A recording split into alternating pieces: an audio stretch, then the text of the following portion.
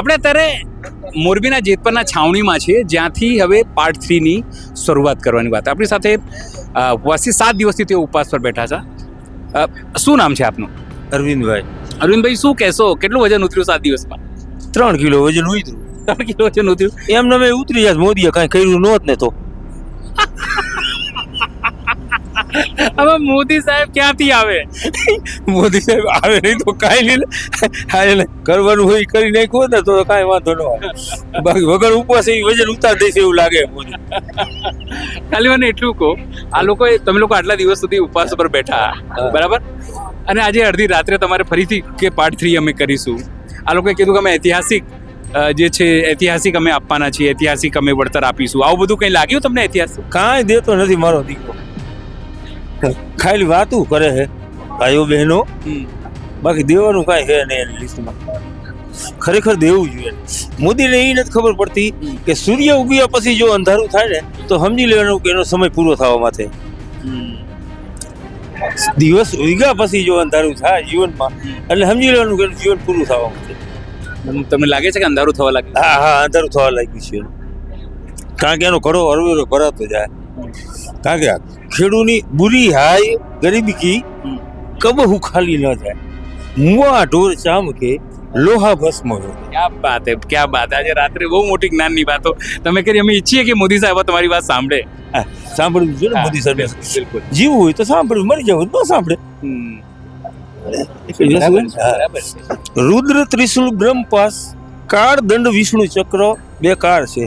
નિર્મલયા મોદીના દેવ શસ્ત્ર, મોહમ્મદ સિંહ અમારી સિંહ સામે લાચાર છે. બુઠ્ઠા બનશે મોદીના બધાય સાધનો, ભાગે નાખી તો મારી નાખશું અમે લાડ. ક્યાં બાત હે, ક્યાં બાત હે. આ જ્ઞાનની વાતો તમને જેતપુરના આ છાવણીમાંથી સમજાશે. કેટલી એક લાઈનમાં પંચ લાઈન છે. શું કહેશો? જે રીતે મેં તમને કીધું એ પ્રમાણે તમે કીધું કે મોદી સાહેબ કરતા નથી, તો કેમ લાગે છે, કેમ તમારી વાતો નથી સમજી રહ્યા? જો અમે લોકો તો દૂર દૂરથી આવીએ છીએ, અમને ખબર પડી ગઈ છે. જે લોકો નવા છોકરાઓ છે એમને ખબર પડી ગઈ તમારી માંગો શું છે. તો મોદી સાહેબને એમની સરકારને કેમ નથી ખબર પડી રહી? જો કિસાન હે ને ભાઈ, એ દૂધ હે, દૂધ હે ને વલોવી અને એને માખણ કાઢ્યું મોદી. માખણ કાઢીને એને હજી નો મજા આવી, એ માખણ નાખ્યું તપેલામાં. તપેલામાં ઊંડું કરી અને કાઢ્યું ઘી. હવે અમારી વાહે કીટું રહ્યું હે એ એને રહેવું દેવું નથી. તો પણ હવે દાદા કરશો શું? ઉપવાસ જ ચાલ્યા કરશે કે બીજું કઈ? તો અમારી પાસે બીજો સ્કોપ જ નથી. ઉપવાસ જ કરવાના રહીએ, બીજું કરવાના રહીએ. ખાલી મારે એ સમજવું છે કે તમારું ગામ હોય, મહત્તમ ગામ હોય, ભાજપને વોટ આપે છે, સરપંચ લઈને સાંસદ સુધી ભાજપની જ એન્જિન છે, તો પછી તમે લોકો એક જ એન્જિન જ બધું એકને જ બધું સોંપી દીધું છે, તો લોકો એવું કહે છે કે પછી રડો છો શું કામ? એ અમારી ભૂલ હતી. જેમ ભીષ્મ પિતાની કેમ ભૂલ હતી કૌરવોની, પાંડવો 5 જ હતા. ભાજપ આખી ભલે દુનિયામાં હોય, કૌરવો તો 100 હતા. બિલકુલ. યાદવપુર તો 18 હતું ને. બિલકુલ. પણ છતાંય જીત કેની થઈ?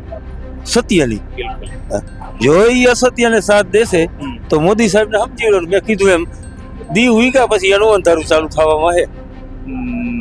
ખૂબ ગંભીર બાબત છે. આપણી સાથે ગઢવીજી છે. ગઢવીજી ખૂબ સારી વાત બોલે છે. ગઢવીજી, શું કહેશો? તમે તો હું તમને પહેલા દિવસથી અહીંયા જોઉં છું, તમે પોતાની વાત સમર્થન તમામ જગ્યાએ આવો છો. કેવી રીતે હવે સમર્થન આપશો? કારણ કે આજે તો આ લોકો પાણા કર્યા, હવે 3-4 દિવસથી તમારા જિલ્લામાં શું, તમારા લોકો કેવી રીતે આવશે, કેવી રીતે મદદ કરશે? મહાભારતનું યુદ્ધ તો 18 દિવસમાં પૂરું થઈ ગયું, પણ આ 19 દિવસે હજી ખેડૂતોની વાત ન સાંભળી. ખેડૂતોની વાત એટલે હવે તો અમારે તો અહીંયાથી અમને જેતપુરથી એક પ્લેટફોર્મ મોટું મળ્યું. અમે આભાર માનશું કે પંજાબ જેવું જે અમે પ્લેટફોર્મ ગોતતા તે અમને જેતપુરથી મળ્યું. જેતપુરના ભાઈઓ અમારા માટે 19 દિવસથી અનશન ઉપર, અને એક આખા ગુજરાતને એકજૂટ કર્યું. અને અમે આપણો પણ આભાર માનશું કે જે અમારો અવાજ ખેતરમાં કોણ સાંભળે? અમારો અવાજ કોઈ નથી સાંભળતું. અમને અમારી ઉપર જુલ્મથી કોઈ નથી બતાવતું, ત્યારે તમે બતાવો છો. કેમ કે અમને ન કોઈ કંપનીવાળા સાંભળે, કે ન કોઈ પોલીસવાળા સાંભળે, ન અધિકારીઓ સાંભળે. ત્યારે અમારી સાથે જે અમારા ખેતરમાં જે રહ્યા છે દોડી, તો મીડિયાએ અમારો અવાજ લાવ્યો છે. બાકી કહે છે ને કે આ પહેરે છે સૂટ બૂટ, પણ બની બેઠા છે ધણખૂટ, અને ચોમેર કરે છે અમારી જમીન ઉપર લૂંટ. પણ હવે અમે ખેડૂત થઈ ગયા છે એકજૂટ. હવે ખેડૂત જાગે છે, પોતાનો હક માગે છે, અને આ ગુજરાતમાંથી કંપની ભાગે છે. જ્યારે અમારે બહુ ધણખૂટ બની જાય ને આ કે બહેનો દીકરીઓને નીકળવા ન દઈએ, છોકરાઓને નિશાળે જવા ન દઈએ, બધું રીતે ખૂણ બધું ઘાસ ને એ બધું ખાઈ જાય ત્યારે પછી એને બધા ભેગા થઈ અને નાથે અને પછી એને બાંધી અને બીજે મૂકી આવે. એમ હવે અમે આ કંપનીને બીજા રાજ્યમાં મૂકી આવવાના છીએ એટલે અમે આમાં યુવાનો જાગી ગયા છે કે હવે અમને અમારા ખેડૂતનો 10 વર્ષથી આ બધું અમારે આવી ગયું છે, અમને એક પણ રૂપિયો આપ્યો નથી. મારા ખુદના ખેતરમાં લાઈન આવી ગઈ છે, ગેસની લાઈન આવી છે, આ થાંભલા આવ્યા છે અને કેનાલ આવી છે. હવે વિચાર કરો તમે, કેનાલમાં જમીન કપાઈ ગઈ, ખાતામાંથી ઉડી ગઈ, પાણી નથી આવ્યું હજી. એટલે અમે તો એ કહીએ કે ક્યારેક અમારા ખેતરમાં આવીને તમે જુઓ, અમારે હજી અહીંયા આવો. અમે આ બધું અમે એ જ કહીએ છીએ કે અમે જુઓ. અને અમે તો ખેડૂતો તો અમે તો બધું આ દેવાવાળા છે, અમે લેવાવાળા નથી જગતના હતા. અમે ખૂબ હજારો બેટો રક્તદાન પણ કર્યું અને અમે અમારા શરીર પર દેહદાનમાં લખાવી દીધા છે. અમે અન્નદાન વસ્ત્રદાન કરી જગતનો હતા. એ કહે છે કે લેવાતા નથી, એ અમારી જમીન લૂંટવા આવે છે. તો અમે એનું કહીએ વળતર, અને દુનિયાને એવું બતાવે છે કે ખેડૂતોને સંતોષ નથી. અમે ખેડૂત લૂંટવા વાળો નથી, અમે દેવા વાળો છે. એ લોકો એવું જ કહે છે કે આ ખેડૂતોને કેટલું આપી, આટલું બધું સંતોષ નથી. એવું જ કહે છે. હું તમને એક ઉદાહરણ આપું કે મારી બાજુમાં અત્યારે જમીન 50 લાખની થઈ ગઈ છે. જે મારી જમીન અત્યારે ગેસની લાઈન 8 વીઘામાં નીકળી છે, કોઈ 15 લાખની નથી લેતી. હવે કેટલું નુકસાન. પ્લસ હું મારી જમીનમાં કંઈ બાંધકામ ન કરી શકું, બોર ન કરી શકું, બિન ખેડવાન ન કરી શકું. અને જે આ થાંભલા નીકળે છે મહાકાળ, એમાંથી રોગો થાય છે, એમાંથી એટલો અવાજ કે રાતે સૂઈ ન શકાય, અને એટલું પ્રદૂષણ. તો આ તો જે અમારે કદાચ અમારા ખેડૂતને જો રજા લઈએ ને તો ખેડૂત 1 કરોડ આપે ને તો પણ આ રોગને લેવા નથી માગતો. ખેડૂતને કદાચ એમ કહે ને કે તમારે 1 કરોડ જોઈએ છે કે નહીં, એવી ચોઈસ આપે ને તો ખેડૂત કહે નહીં, બાજુમાં જાઓ. આ તો અમારી જમીન ઉપર બળજબરીથી નાખી દે છે. ખેડૂત ઉપર જુલમ, ખેડૂત ઉપર અત્યાચાર, જગતના તાતની વાત જ નહીં સાંભળવાની. અને ખેડૂતે તો હંમેશા ખૂબ ચલાવ્યું છે હળ, એને કદી કોઈ સાથે નથી કર્યું છળ, એને ખર્ચી નાખ્યું છે બધું બળ, અને એનું તોય મહેનતનું ફળ ન મળે. અમારા બાપ દાદાની 7 પેઢીઓની આ જમીન છે, એ છીનવી લેવા માગે છે, તો એના માટે અમારે ન લડવું.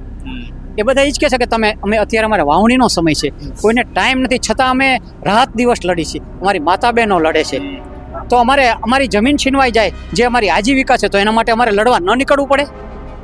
બરાબર. શું કહેશો દાદા, હવે લડાઈ, બધા એવું કહે છે કે હવે લડાઈ આરપાર નહીં રહેશે.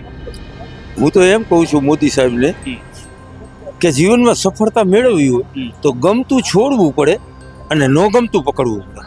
ક્યાં બાત હે, ક્યાં બાત હે. આખી જીવનનું સાર તમે મને બેઠા અહીંયા 5 મિનિટમાં આપી દીધું. 100% વાત સાચી છે તમારી. એ હવે મોદી સાહેબને સમજી જવું જોઈએ કે કિસાન જગતનો તાત જ નથી.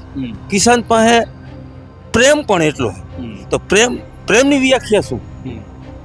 પ્રેમ, હું એમ કહું કે મને અમારે મોદી સાહેબને કિસાન ઉપર પ્રેમ છે, એની વ્યાખ્યા શું? એ તો કહે છે અમારી ખેડૂતોની સરકાર છે. મોદી સાહેબ એવું કહે છે. મોદી સાહેબ કહે પ્રેમ હોય ને તો એ બલિદાન દેતો હોય. પ્રેમની એક વ્યાખ્યા છે, પ્રેમ હોય તો બલિદાન દે, અને જો શોષણ કરે ને તો મોહ હોય. ક્યાં બાત હે, ક્યાં બાત. એટલે આને પ્રેમ નથી, પ્રેમ તો કિસાનને કે આજ સુધી બલિદાન જ દેતો આવ્યો. બાકી અરવિંદભાઈ મારે પૂછવું ના જોઈએ, કેટલું ભણેલા છો તમે જે જ્ઞાનની વાતો કરો? હું 5.5 ભણેલો. 5.5? કેમ 5.5? કોઈ 5 હોય, કોઈ 6 હોય, તમે 5.5? 5.5 ભણતા 6 મહિના ભણ્યા પછી હીરામાં. પણ આટલું બધું જ્ઞાન ક્યાંથી તમારી? આ જ્ઞાન જે મારા ગુરુ પાસેથી મને મળ્યું. હું ગામમાં દેશી દવાઈ પણ બનાવું. અચ્છા. અને ફ્રીમાં આપું. ક્યાં બાત હે, સેવાનું કામ કરો. કોઈનું કાંઈ લેતો નથી અત્યારે, ઘણા વર્ષોથી બનાવું. એટલે હવે મોદી સાહેબ સમજી જાય તો સારું. તમે કેમ મોદી સાહેબનો ભૂપેન્દ્રભાઈ બી તો છે અહીંયા સીએમ તરીકે? એ બધાય આંગરિયા હે કમળના. ભૂપેન્દ્રભાઈ, જીતુભાઈ વાઘાણી, ઋષિકેશ પટેલ, હર્ષ સંઘવી, એ બધા આંગરિયા કહેવાય. શું કહેવાય? કમાડ નથી. એ વાહ હેડ ઉગડે, એનું કામ એ કરવાનું છે. એનું કામ આ નથી. દરવાજો ઉઘાડવો એ મોદીનું કામ. ખૂબ સારી વાત તમે કીધી. જો લોકોને એવી ખબર પડતી હોય કે આ લોકો કંઈ નથી કરી શકતા, તો પછી પરિપત્ર કેમ જાહેર કરે છે? દિલ્હીથી ના કરવું જોઈએ? એ નથી કરી શકતા. 182 જે અમારા મૂકેલા હે ને, અમે ખોબે ધોવે જેને મત દીધા હે, ક્યાંયથી લાવી અને એને ઢીલા કર્યા ભાજપમાં. એ અમારી જીવનની અંદર ભૂલ મોટામાં મોટી હોય ને તો આજ સુધી મારી 62 વર્ષની ઉંમર છે, આજ સુધી મોટામાં મોટી ભૂલ જો હોય ને તો આ ભાજપને આજ સુધી મત દીધો નહીં. તો પછી હવે શું?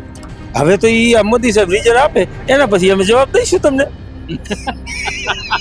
કેટલા છોકરાઓ છે તમારા? પરિવાર કેવું છે? 2 છોકરા ને 2 છોડીઓ. તો તમને ડર નહીં લાગતો કે આ તો નુકસાન કરશે છોકરાઓના ધંધા પર? આ બધું આ લોકો તો આવું કરે છે. ડર તો આ બધા આમ કરે છે ને એટલે અમે જીવવા જેવાય નહીં ને મરવા જેવાય નહીં. આ ઓલું ડરમાં તો એક તો નક્કી એક કામ પતાવી દે. આમાં નક્કી નહીં થાય શું કરશું અમે. ગઢવી સાહેબ શું કહેશો? કાકાએ તો બહુ જ્ઞાનની વાતો કરી છે કે ભાઈ આ આવી સ્થિતિ છે. તમારે ત્યાં શું સ્થિતિ છે કચ્છમાં? કે તમારી વિસ્તારની વાત કરીએ, કેવી પરિસ્થિતિમાં લાવી દીધી સરકાર? બહુ ખરાબ સ્થિતિ છે. અમે તો એ જ કહીએ છીએ કે અમે જ અહીંથી પ્લેટફોર્મ આપ્યું છે. પહેલી વાર રાજકોટથી ધારાસભ્ય બનાવ્યા મોદી સાહેબને, ગુજરાત બનાવ્યા, અહીંયાથી દિલ્હી મોકલા. અમને એમ હતું કે બધું હશે તો અમારી ડબલ સરકાર બનશે તો અમને સારા લાભ મળશે, આ મળશે. તો એને તો અમે જે 3 વસ્તુ માંગી એ તો ન આપી, પણ અમારી જમીન અમે કીધું અમને પાક વીમો જે ચાલુ હતો એ બંધ કર્યો. અમે કીધું પાણી, તો અમને પાણી હજી લગી નથી મળ્યું. અને અમે કીધું પોષણક્ષમ ભાવ આપો, એટલે અમે દર વર્ષે ખેડૂતો 50,000 આપશું. હજી અમે કહીએ કે અમારા 2,000ની ભીખ નથી જોતી, અમે 50,000 દર વર્ષે ખેડૂતો આપશું. અમને 3 વસ્તુ આપો, પાણી આપો, પાક વીમો આપો અને પોષણક્ષમ ભાવ. હવે જે 14,000 હતા જીરાના એ 4,000 કર્યા.